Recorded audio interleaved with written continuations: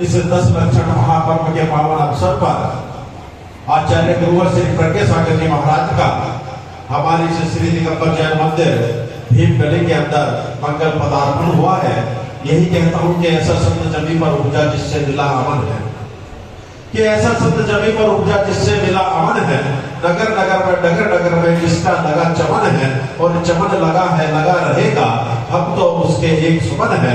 आचार्य प्रज्ञा सागर गुरुवर के चरण में 100 बार नमन है, 100 बार नमन है, 100 बार नमन है। पूज्य गुरुदेव श्री के पावन चरणों में वंदन करता हूँ, नमन करता हूँ और निवेदन करता हूँ हमारे ट्रस्टियों से, भाई श्री सुशील जी, श्री मनीष जी, भाई अभय जी, राजीव जी इत्यादि सभी पधारे, और पूज्य भाई साहब सभी पधारे एक साथ, और पूज्य गुरुदेव श्री के पावन चरणों में श्रीफल अर्पित करके पूज्य गुरुदेव श्री का नमन करें, उनका मंगल गुणगान और स्वागत करें। आइए हमारे सभी ट्रस्टीगण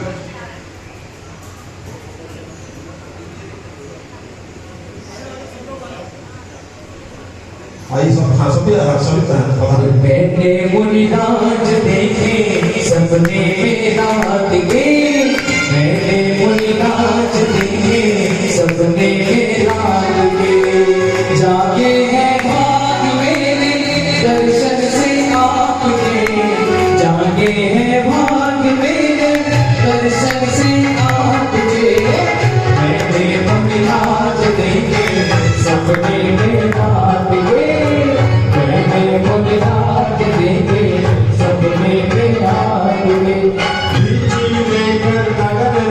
और केस लोचो करते हैं, पद से कार रहित होकर जो बाइस पद से सहते हैं, स्वया कब कल्याण करें और पद को मार्ग बताते हैं।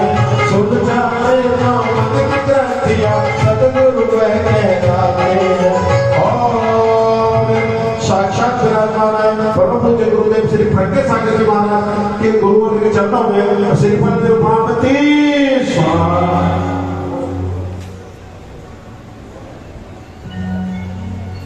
सभी करें।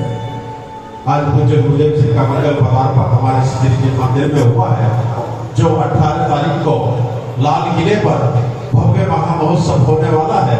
उसकी सूचना देने के लिए हमारे बीच सूरत पर बिहार जैन समाज में यहाँ पर पधारी, उनका भी मंगल स्वागत करता हूँ, और पूज्य गुरुदेव श्री के पावन चरणों में नमन करते हुए निवेदन करता हूँ, पूज्य गुरुदेव श्री आपका मंगल पदार्पण हुआ है, आपके मंगलमय देशना के माध्यम से हम सभी का कल्याण हो। पूज्य गुरुदेव श्री प्रज्ञा सागर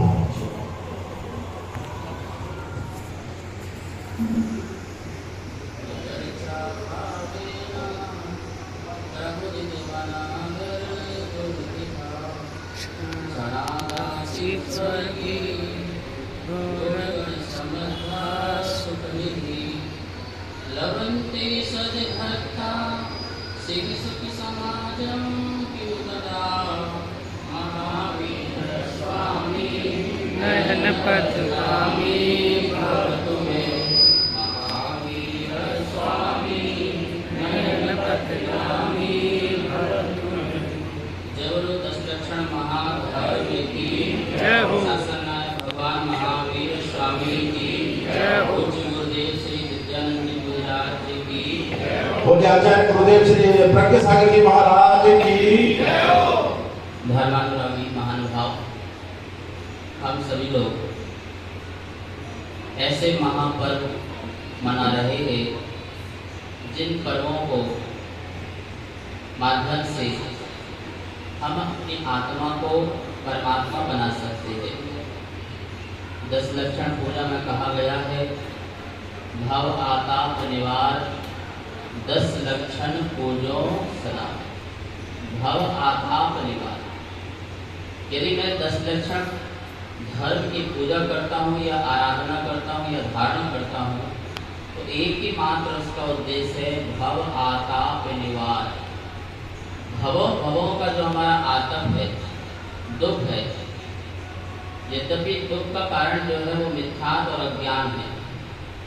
यदि हम अपने मिथ्यात्व को और अज्ञानता को दूर कर लेते हैं तो हमारे भव के दुख नियम से दूर हो जाएंगे। जन्म मरण का दुख जो है वो बहुत बड़ा दुख कहलाता है, और उसका कारण मात्र एक है, मिथ्यात्व। हमारी अपनी ही भूल आपको अपनी भ्रमत व्याधि। यदि व्यर्थ में जीव भ्रमण कर रहा है तो वो अपनी भूल के कारण कर रहा है। आचार्य विद्यानंद महाराज जी एक छंद सुनाया करते थे, पर को अपना मान बैठा खुद को पहचाना नहीं, भूल है ये आपकी आपको जाना नहीं, आपके जाने बगैर परमार्थ पद पाना नहीं, और परमार्थ पद पाकर के फिर संसार में आना नहीं। मूल में भूल हो रही है, कहीं ना कहीं चूक हो रही है, तत्व का निर्णय नहीं हो पा रहा है, असली तत्व का ज्ञान नहीं हो पा रहा है। जैसे अमृतचंद स्वामी कहते हैं, आत्मा स्वभावन प्रभाव मापूर्ण माध्यम मन विलीन संकल्प विकल्प जालम। अपने संकल्प और विकल्पों को जो दूर करता है और आत्मा के स्वभाव को समझता है और प्रभावों को छोड़ता है, निमित्त से उत्पन्न होने वाले जो भी परिणाम है वो परिणाम हमारे संसार के कारण है। इस बात ध्यान में रखना। और 10 लक्षण पर्व आ रहे हैं कि निमित्त के परिणाम छोड़कर के स्वभाव के परिणाम में प्रकट हो। ये 10 धर्म आत्मा के स्वभाव है, जिसे हम शॉर्ट में रत्नत्रय धर्म कह सकते हैं। प्रारंभ के जो 4 धर्म है, उत्तम, क्षमा, मार्दव, आर्दव, शौच, ये 4 धर्म जो है अनंतानंदी कसाई के अभाव के लिए है। क्योंकि अनंतानंदी कसाई का अभाव हो जाता है तो मिथ्यात्व भी चला जाएगा और सम्यक की प्राप्ति हो जाएगी। तो प्रारंभ के 4 धर्म सम्यक दर्शन को प्रकट करने के लिए है। और सम्यक दर्शन जैसे ही प्रकट हुआ तो हमारा जो पदार्थ के प्रति ज्ञान था मिथ्या, वो छूट करके ज्ञान सम्यक हो जाता है तो सत्य प्रकट हो जाता है, तो सत्य धर्म प्रकट हो जाता है, तो सम्यक ज्ञान प्रकट हो गया। अब इसके बाद जो शेष धर्म है वो सम्यक चारित्र को प्रकट करने के लिए है। संयम, तप, त्याग, आकिंचन और ब्रह्मचर्य, ये चारित्र गुण की पर्याय हैं। और ये सारे के सारे शेष धर्म मात्र सम्यक चारित्र को प्रकट करने के लिए है। जैसे जैसे हम संयम के मार्ग में जाएंगे, तप के मार्ग में जाएंगे, त्याग के मार्ग में जाएंगे, तो खाली अकिंचन हो जाएंगे, आत्मा में रमण करेंगे, ब्रह्मचर्य प्रधान करेंगे, तो ये सारे के सारे हमारे निश्चय चारित्र को प्रकट करने के लिए है। तो इस प्रकार से आपने देखा कि 10 धर्म जो है वो 10 धर्म मतलब रत्नात्रय, और रत्नात्रय आत्मा का स्वभाव है। श्रद्धा गुण की शुद्ध पर्याय, ज्ञान गुण की शुद्ध पर्याय, चारित्र गुण की शुद्ध पर्याय, ये तो मेरा रत्नात्रय ही तो मोक्ष मार्ग है। सम्यक दर्शन ज्ञान चारित्राणी मोक्ष मार्ग, इसी का ही सारा वर्णन है। घूम फिर के आप कहीं भी जाओगे तो आपको रत्नात्रय में आकर के रुकना पड़ेगा, क्योंकि वो मोक्ष मार्ग है। व्यवहार मोक्ष मार्ग और निश्चय मोक्ष मार्ग। व्यवहार मोक्ष मार्ग हमारे लिए साधन बनता है, निश्चय मोक्ष मार्ग हमारा साधन। तो ये इस प्रकार से साधन से साध्य की ओर जाना, 7 तत्वों का देव शास्त्र गुरु पर सिद्धांत करना व्यवहार सम्यक दर्शन है। आगम को पढ़ना, सुनना, सुनाना, विनय भाव रखना, ये सम्यक ज्ञान है, व्यवहार सम्यक ज्ञान है। व्रत आदि जो बहिरंग है वो व्यवहार सम्यक चारित्र है। और इन तीनों के निमित्त से जो परद्रव्य से भिन्न आत्मरुचि, आत्मज्ञान और आत्म चारित्र प्रकट होता है, स्थिरता प्रकट होती है, वो सम्यक चारित्र होता है। इस प्रकार से तीनों की एकता का नाम जो है हमारा मोक्ष मार्ग कहलाता है।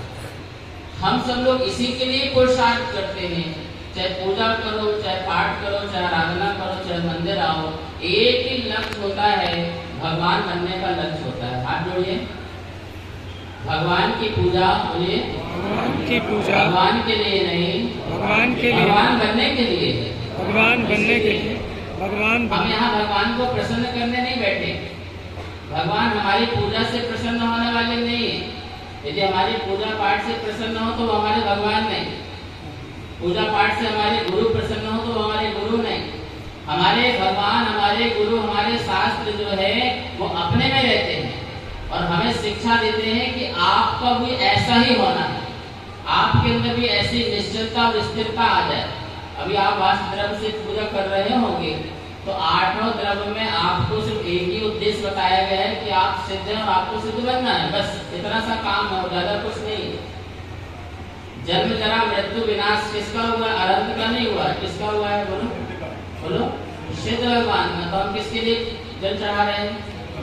जल जैसे शीतलता पावनता हमारे अंदर प्रकट हो जाए और जैसा स्वभाव जल का है वैसे मेरी आत्मा का हो जाए, सिद्ध बनना हो, बस इतना सी तो बात है। और हम अक्षर चढ़ाते हैं तो किसके लिए? बोलो, अक्षर पद किसका है? शाश्वत पद किसका? अनंत का नहीं है। किसका पद शाश्वत? बोलो, सिद्ध का। तो क्या होना है? अक्षय चढ़ाने में भी तुम्हें क्या होना है? ठीक, क्या? मोक्ष फल। मोक्ष फल किसका? बोलो, सिद्ध भगवान का। क्षुधा रोग विनाश नहीं। बोलिए, क्षुधा किसकी शांत हुई है? अनंत की नहीं हुई है। एकादश जिन 11 परिचय किसके हैं?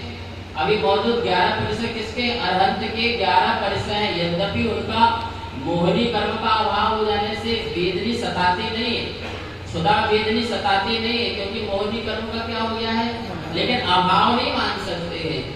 वेदनी कर्म का सद्भाव होने के कारण एकादश जिन इनके 11 परिचय होते हैं। तो क्षुधा में यदि देखा जाए तो पूर्णता किसकी नष्ट हुई है? बोलो, तो क्षुधा रोग विनाश नहीं। तो हम किसके लिए क्या क्षुधा चाह रहे हैं? सिद्ध बनने के लिए। अष्टकर्म देना है। अष्टकर्म किसका नष्ट हुआ है? बोलिए, उन्हीं का ही नष्ट हुआ है। तो आठों की आठों जो द्रव्य है एकमात्र हमें सिद्ध बनने के लिए प्रेरणा देता है कि हम जो 8 द्रव्य चढ़ा रहे हैं। अनर्घ पद, बोलो, अनर्घ पद किसका होता है? सिद्ध भगवान का। इससे बड़ा कोई पद ही नहीं है, वो अनर्घ पद है। वो अनर्घ पद सिद्ध परमात्मा का है। तो हमारा पूजा पाठ में भी उद्देश्य मात्र आत्मा को सिद्ध बनाने का होता है। क्या बनाने का होता है? शुद्ध और सिद्ध बनाने का होता है। तो हम अपने अंदर सिद्ध की शक्ति मानते हैं और सिद्ध की शक्ति को स्वीकार करते हैं। उसी स्वीकार का नाम सम्यक दर्शन है।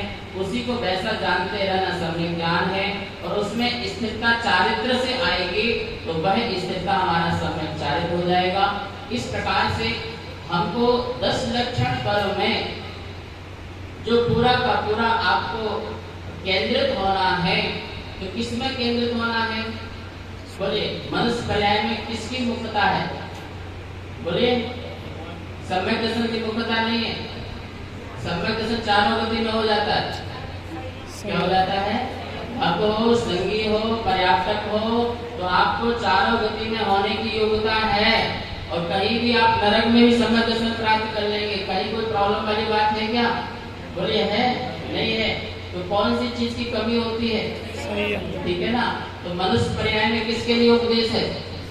बोलिए, श्राप का चार। बोलिए, श्राप का चार किसके लिए? नारकियों के लिए नहीं है, देवों के लिए नहीं है, और कथनचित त्रियंश को हो तो हो पर उनको भी नहीं है। श्राप का चार किसको है? बोलिए बोलिए, सिर्फ और सिर्फ मनुष्य के लिए। तो 2 ही तो ग्रंथ है अपने पास, एक श्रावकाचार, दूसरा मूलाचार। आचार संहिता के 2 ग्रंथ है, श्रावक के लिए श्रावकाचार, मुनियों के लिए मूलाचार। तो श्रावक यदि आचारवान नहीं है तो श्रावक नहीं। मनुष्य गति में उसी जैन को गिना गया है जैन धर्म में जो श्रावकाचार का पालन करने वाला होगा, वरना उसको जैन की उपमा भी जैन धर्म में नहीं है। नहीं है। जैन हम नारकी को तो कह सकते हैं सम्यक दर्शन के कारण, पर हमें नहीं कह सकते। मनुष्य को क्यों नहीं कह सकते हो? क्योंकि तुम्हारे लिए क्या उपदेश है? बोलो, क्या उपदेश है? और मुनियों के लिए मतलब मनुष्य पर्याय में 2 आचार हैं और उसका पालन करना है। और आपको ये जानकर के बिल्कुल पता होगा पढ़ना की अपेक्षा से कि आचरण वाला व्यक्ति जल्दी कल्याण कर लेता है। उसके पास विशुद्धि के क्षण ज्यादा होने के कारण यदि उसका सम्यक दर्शन चित्त भी हो जाता है तो शीघ्रता से वो 7वें बड़े स्थान पहुंच सकता है। किसके प्रभाव से?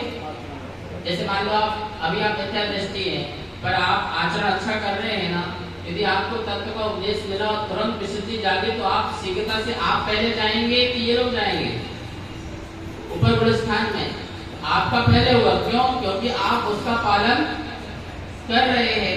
तो आचरण से जो पंचम गुण स्थान का आचरण का पालन कर रहा होगा, जो छठवें सातवें गुण स्थान का आचरण का पालन कर रहा है मिथ्या दृष्टि, है मिथ्या दृष्टि।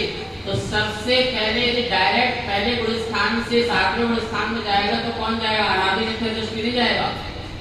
द्रव्य लिंगी जो मुनिराज हैं, जो आचरण का पालन कर रहे थे लेकिन अंतरंग से मिथ्या था, तो उनकी यदि विशुद्धि जागृत होगी तो डायरेक्ट कौन से गुण स्थान में पहुंच जाएंगे? वो सातवें।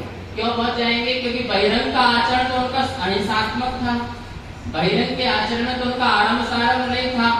अंतरंग के तत्व ज्ञान में कुछ कभी हो गई होगी, लेकिन बहिरंग के आचरण में कैसा था? आचरण सही चल रहा था। इसके कारण विशुद्धि जैसे जागृत होगी तो कहाँ पहुंच जाएंगे? सीधे सातवें में। ऐसे कोई प्रतिमाधारी है और अंदर से मिथ्या दृष्टि है, तो यदि उसकी विशुद्धि जागी तो डायरेक्ट पांचवें गुण स्थान में पहुंच जाएगा। लेकिन जो मिथ्या दृष्टि है अनादि, वो जाएगा तो चौथे में ही जाएगा, पांचवें और सातवें में डायरेक्ट। क्यों? क्योंकि उसके पास विशुद्धि अंश की क्या है? कमी है। इसलिए मनुष्य पर्याय में कहा कि तुम जैसे भी बने करो बस। पहले हम बच्चे को क्या सिखाते हैं? आचरण। क्या सिखाते हैं? मंदिर जाओ, जाओ चावल चढ़ा के आओ, गंदोदर लगा के आओ, चंदन लगा के आइए, रात्रि भोजन नहीं करना, ये नहीं करना, वो नहीं करना। ये सब बच्चों को सिखाते हैं, इसको रहस्य नहीं बताते, क्योंकि रहस्य इसको पता चलना नहीं है। ठीक है ना? जब वो मंदिर जाने लग जाए, पूजा करने लग जाए, गंदोदर लेने लग जाए, रात्रि भोजन नहीं करे, पानी छान के नहीं पिए, ये सारे के सारे उसने आचरण मिथ्यात्व काल में पैदा किए। किसने पैदा किए बोलो? मिथ्यात्व काल में। उसको कोई सम्यक नहीं था, कोई भेद ज्ञान नहीं था, कोई तत्व का निर्णय नहीं था। उसको सारे के सारे हमने आचरण किसमें सिखाए हैं? मिथ्यात्व काल में।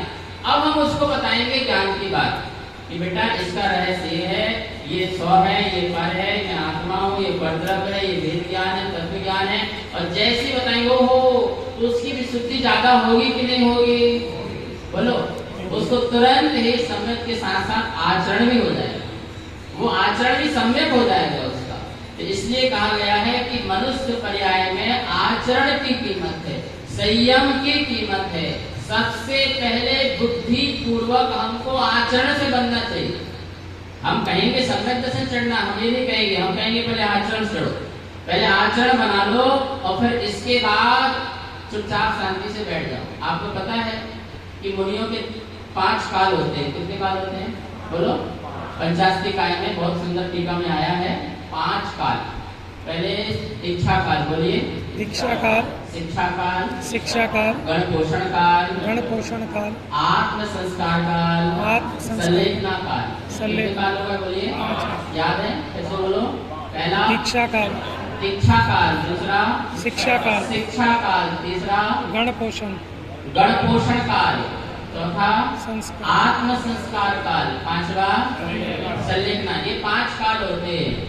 पहला दीक्षा, कोई वैराग उत्पन्न किसी को हो तो ये नहीं पूछना कि तुझे क्या आता है क्या नहीं आता है। हे प्रभु, मुझे वैराग उत्पन्न हो रहा है, मैं परिवार सब छोड़ना चाहता हूँ। सबसे पहले इसकी क्या होगी? दीक्षा होगी। और हर जगह दीक्षा होती है। आप गुरुकुल पढ़ने जाते हो, वहाँ के कायदे कानून का पालन करते हो, वो तुम्हारी दीक्षा है। वो दीक्षा सबसे पहले दीक्षा होती, बाद में हमारे यहाँ ये कानून का पालन करना पड़ेगा। अच्छा ठीक है, अब तुम्हारी दीक्षा होगी, अब शिक्षा लो। ठीक है? ऐसे ही मुनि की पहले दीक्षा होती है। अब उसे 28 मूलगुणों की शिक्षा दी जाएगी। बेटा ऐसे बैठना है, ऐसे मार्जन लगाना है, ऐसे आहार करना है, इसमें दोष लगे तो ऐसा प्रतिगुण करना है, ऐसे स्वाध्याय करना है, ऐसे अध्ययन करना है। गुरु उनको एक एक बात की। अब दीक्षा के बाद शिक्षा उसको अच्छी लगेगी। क्या लगेगी बोलो? दीक्षा हो गई ना, अब वो प्रैक्टिकल करेगा। क्या करेगा? प्रैक्टिकल। यदि पहले शिक्षा मिल जाए तो प्रैक्टिकल नहीं होगा। पहले शिक्षा मिल जाए तो हमें सब आता है, सब पता है, सब पता है, सब पता है। पति पता है, आता पता नहीं है, पति पता है। पहले इसलिए क्या होती थी? पहले आप राजा गए, महाराज जी की प्रवचन सुने, तुरंत वहाँ वैराग हुआ, क्या हो गई? उसे बड़ी पता 28 मिनट होते क्या है। आप बताएंगे बेटा 28 मिनट क्या होते हैं? ऐसे बैठना है, ऐसे समय, ऐसे ध्यान, ऐसे स्वाध्याय, ऐसी चर्या, ऐसी करवट, विश्रांति, रात को विश्रांति, स्वाध्याय, कृति का, ये सब जो शिक्षाएं बाद में दी जाती हैं। तो पहले क्या हुई है? और जब कोई आचार्य उनको योग समझेगा तो गण पोषण काल अपना पद त्याग करके उसके गण बना देंगे, उसको पोषण कर देंगी। अब तुम गण के पोषण तुम हो, अब तुम संग संभालोगे, ये उसको व्यवस्था दे दी जाएगी, आचार्य की पदवी दे दी जाएगी। और आचार्य अपने चीजों से निवृत्त होने के बाद अपना पद त्याग करके आत्म संस्कार काल, कौन से काल में चले जाएंगे? अब बस उन्हें कोई झंझट नहीं, कोई व्यवस्था नहीं, कोई जिम्मेवारी नहीं, और अपने आत्म ध्यान के लिए अपना संग का छोड़ करके पर संग में प्रवेश करके अपना आत्म संस्कार, सिर्फ अप्पा अप्पा में रहो, आत्मा आत्मा में रत रहे और कोई विकल्प उनका नहीं होता है। और आराम से जीवन के अंत में क्या ग्रहण कर लेते हैं? लेखना धारण करके अपना रत्नत्रय से समाधि मरण करके ज्यादा से ज्यादा 32 भाव में मोक्ष चले जाते। गजब का व्यवस्था है। तो इसी व्यवस्था के अनुसार ये 10 लक्षण पर भी हमें संस्कार देते हैं। वैसे 10 लक्षण पर आचार्यों के मूल गुण में है। किसके मूल गुणों में है? आचार्यों के, मुनियों के उत्तर गुणों में है, मुनियों के उत्तर गुणों में है, और श्रावक के किसी गुण में नहीं है, न मूल गुण है न उत्तर गुण में। लेकिन अभ्यास 10 दिन का ये अभ्यास करने का आपको मौका मिलता है कि 10 दिन जैसे मुनिराज, हमारे साधु निर्गंत मुनिराज 10 लक्षण का पालन करते हैं, वैसे ही 10 दिन में मैं 10 धर्म और 12 तप, 10 धर्म और 12 तप इनका क्या करूं? मैं इनका पालन करूं। और 10 दिन आपको मुनि बनने की शिक्षा दी जाती है। किसकी? आपके महाराज जी बाहर का भोजन करते हैं क्या? तो आप भी नहीं करोगे 10 दिन, किसकी शिक्षा मिलेगी आपको? बोलो। आप भी परिक्रय का परिमाण 10 दिन बना लेते हैं, ज्यादा आराम साराम नहीं करते हैं, एक टाइम भोजन करते हैं, सामायिक करते हैं। 10 दिन हमारा श्रावक प्रतिक्रमण करता है, आलोचना पाठ करता है, अपने पापों की आलोचना करता है। ये शिक्षा सब किसकी है? बोलो। क्या बनने की है? मोक्ष मार्ग में चलने की है, साधु बनने की है। तो 10 दिन 10 धर्म और 12 तप का ज्ञान कराने के लिए श्रावक के लिए भी आचार्यों ने व्यवस्था बना दी है। तो आप तो लोग परम सौभाग्यशाली हैं कि आपको महावीर का धर्म, जिन शासन जिन आगम सच्चा धर्म मिला हुआ है, इसका पालन करें और अपने आत्मा को परमात्मा बनाएं। इसी भावना के साथ आपकी पूजा पाठ में मैंने विघ्न पहुंचाया, उसके लिए उत्तम क्षमा। आपको बहुत बहुत मंगल आशीर्वाद, आपका कल्याण हो। जब महावीर भगवान की 9 बार नमोकार।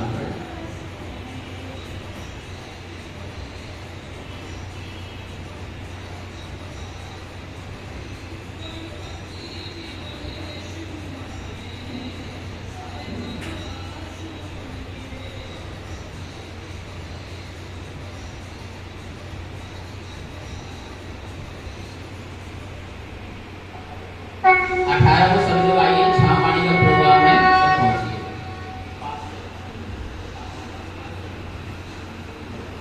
18 तारीख को लाल किले पर एक बहुत ही सुंदर गायत्री दिवस का कार्यक्रम रखा गया है। सभी अधिक से अधिक संख्या में पहुंचे और वहाँ पर पास की व्यवस्था की गई है। पास आप सभी को मिल जाएंगे, पास के द्वारा ही एंट्री है। कृपया सभी अधिक से अधिक संख्या में पधारें। और पूज्य गुरुदेव से हम परम उपकारी हैं जिन्होंने इस 10 लक्षण महापर्व में पधार कर हम सभी को मंगल देशना प्रदान की।